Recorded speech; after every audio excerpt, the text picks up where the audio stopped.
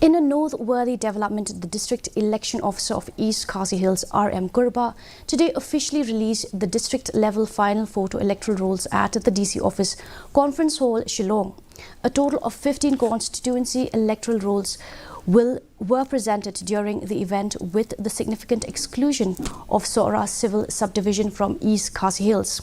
Speaking on the occasion, she lauded the efforts of the enumerators and DOS, highlighting their dedication to ensure an accurate and comprehensive electoral rolls.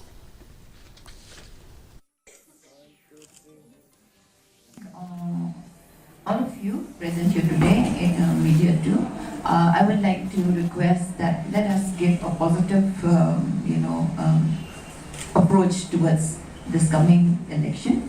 And we really request that in earlier years also, we've seen in previous years for MP election, the ratio of people coming out for voting is very less.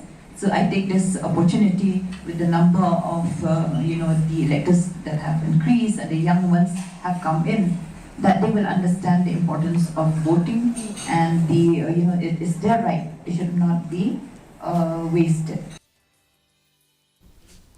Inclusive education